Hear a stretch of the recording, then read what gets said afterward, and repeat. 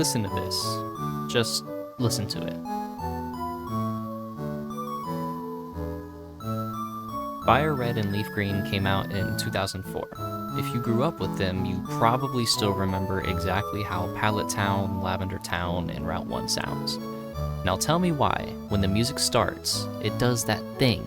And you know the thing I mean. That thing where, even though it's just a Game Boy, you still feel it in your chest. And here's the thing. This wasn't some high-end audio setup. It couldn't do orchestra, it couldn't do surround sound. It could barely hold a full song without compressing it into something that sounds kind of tinny if you listen closely. Well, I've been trying to figure this out, because here's what's weird. The Game Boy Advance was not a powerful machine. It was a $99 handheld that ran on 2 AA batteries. The sound chip was basically held together with good intentions, and yet, it still feels like this. How did a $99 handheld make something that hits harder than most movie scores do today? That's what we're going to figure out, and I promise it's going to be simpler than you think. So let's start with what the Game Boy Advance was actually working with. The sound chip had a handful of basic building blocks, simple wave shapes.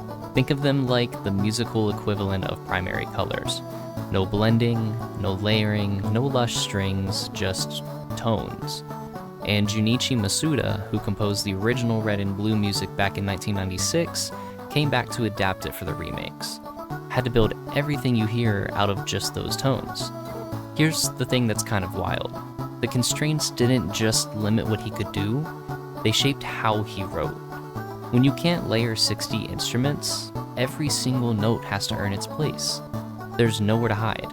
And what that means for us as listeners is we hear everything. The melody is exposed, naked almost. Take Pallet Town for instance. Now imagine this exact melody, but buried under strings or drums or ambient pads, reverb, cinematic swells, like this.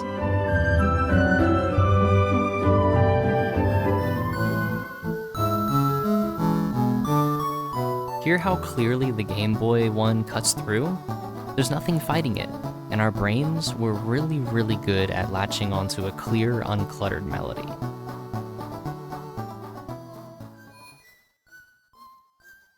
Okay, different energy. Lavender Town is genuinely unsettling. And it's not trying to be scary in a horror movie way, it's something quieter than that. Just listen to what it's doing. It keeps almost resolving, like this note right here. It sounds like it wants to land somewhere comfortable. Listen again. But instead, it just hangs there, like it's about to land somewhere safe, and then it doesn't. It just keeps hovering. On a full orchestra, that might sound dramatic, maybe overwrought, but on this tiny speaker, it sounds lonely, like something you half remember from a dream. And I think that's the key to all of this. The limitation isn't a bug. The thinness of the sound, the slight compression, the way it feels like it's coming from somewhere far away, that's doing the emotional work that a $200 million film score can't do. Because a film score sounds like it's trying. This just sounds like a memory. Now don't get me wrong, modern Pokémon music is technically incredible. Full orchestration, live instruments, real production value. And yet, there it is again. A lot of people, myself included, feel like it doesn't quite stick the same way. And I've been trying to think about why. Part of it is just nostalgia. I'm not gonna pretend that's not real. If you grew up with Sword and Shield, those tracks probably hit differently than they hit me. But part of it is something more interesting. When music fills all the space, when it's lush and rich and complete, there's nothing for your imagination to fill in. The Game Boy Advance tracks had gaps, little silences, thin textures, implied notes, and your brain, being the incredible pattern completion machine that it is, filled in those gaps. You co-created the music in a way, and the things that we help create, even subconsciously, stick harder. We remember them differently. FireRed and LeafGreen are coming to the Switch in just a couple days, maybe even today depending on when I post this video. And a lot of people are about to hear this music again for the first time in years. and I think it's going to hit exactly the same way it did in 2004. Maybe harder.